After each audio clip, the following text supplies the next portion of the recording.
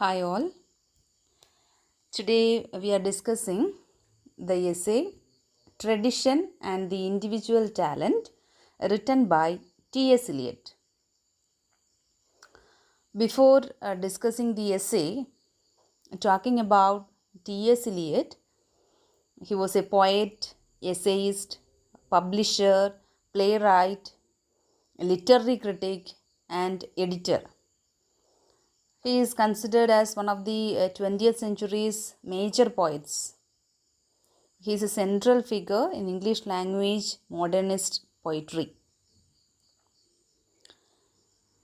Now, tradition and the individual talent is really an attack on certain critical views in Romanticism, particularly upon the idea that a poem is primarily an expression of the personality of the poet. The essay was first published in The Egoist, which was in 1919, and later in Eliot's first book of criticism, The Sacred Wood, which was published in 1920. So, in tradition and individual talent,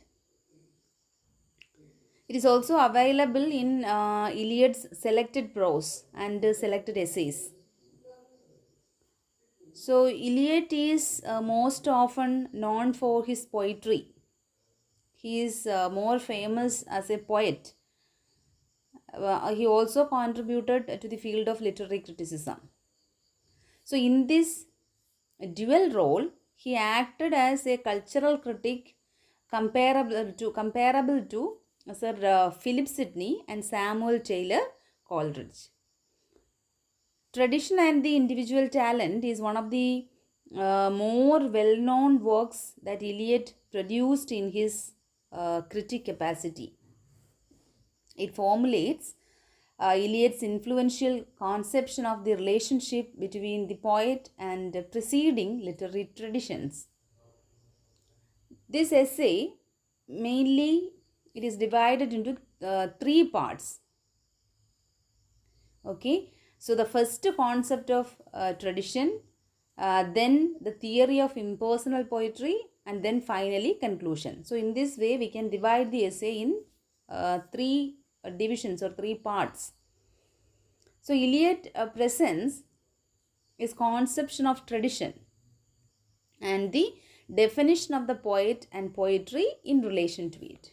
That is what he is doing in this essay. He wishes to correct the fact that as he perceives it, in English writing we seldom speak of tradition, though we occasionally apply its name in deploring its absence.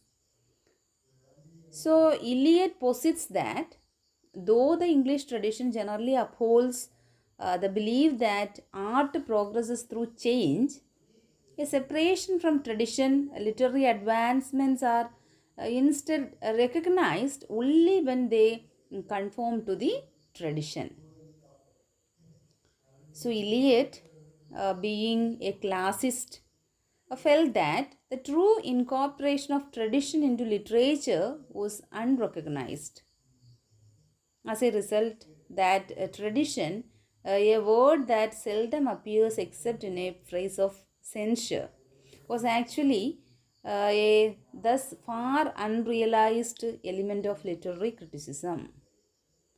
So, for Eliot, the term tradition is imbued with a special and complex character.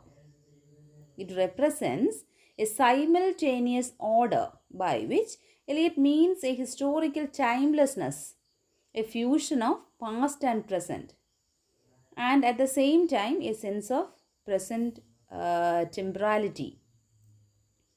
A poet must embody the whole of the literature of Europe from Homer while simultaneously expressing their contemporary environment.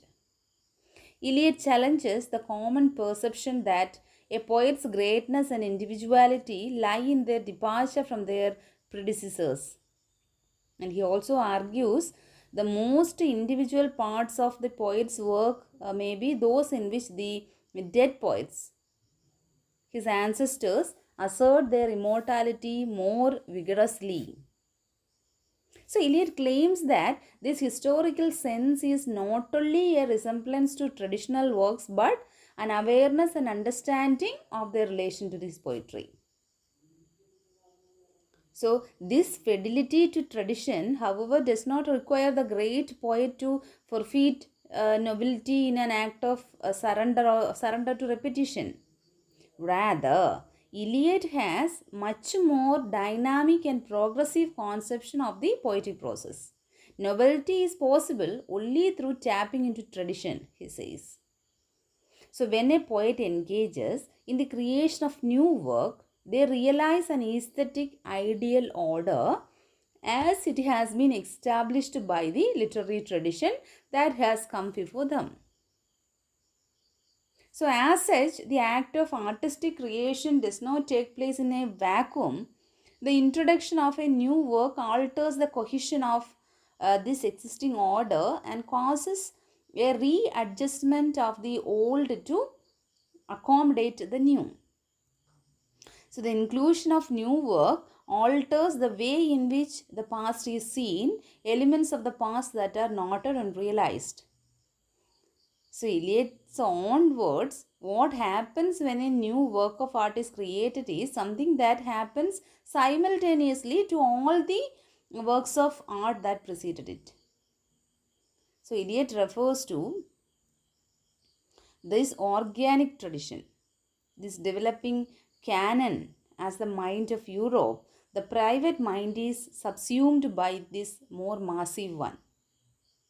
So, this leads to Eliot's so-called impersonal theory of poetry.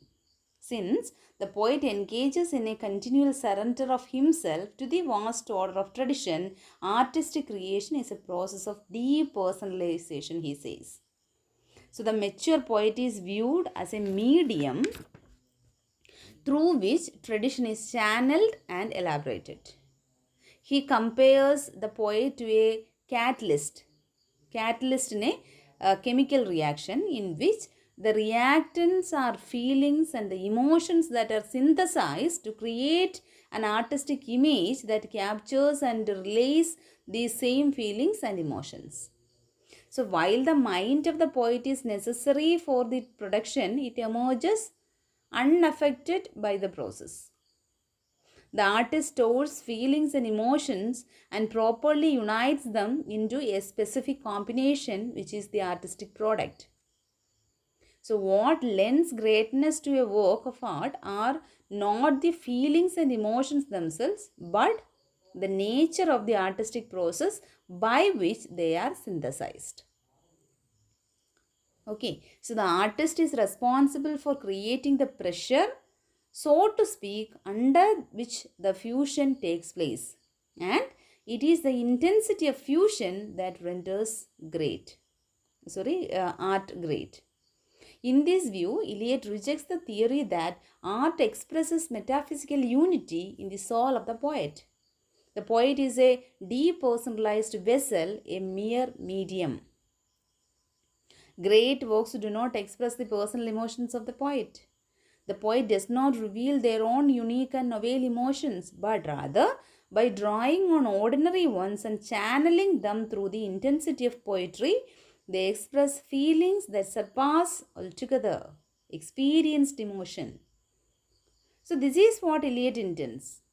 This is what Eliot intends when he discusses poetry as an escape from emotion.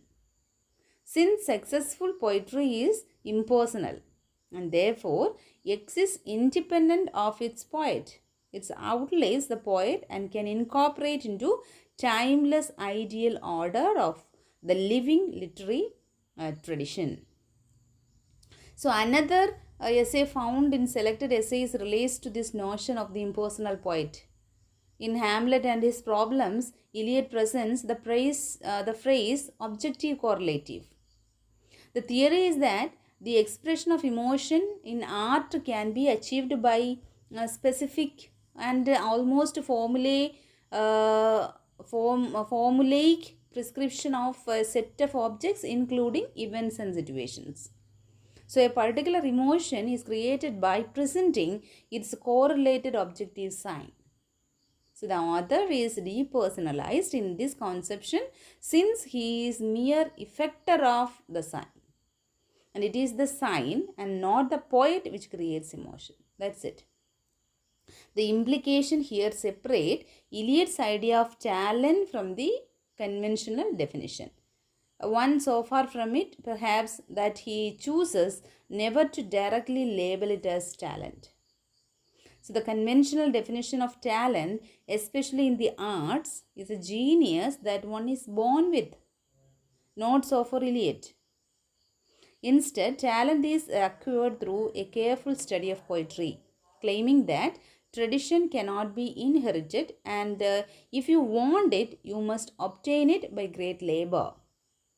So, Eliot asserts that it is absolutely necessary for the poet to study, to have an understanding of the poets before them, and to be well versed enough that they can understand and incorporate the mind of Europe into their poetry. But the poet's study is unique. It is knowledge that does not encroach and that does not deaden or pervert poetic sensibility. It is, to put it most simply, a poetic knowledge, that is, knowledge observed through a poetic lens.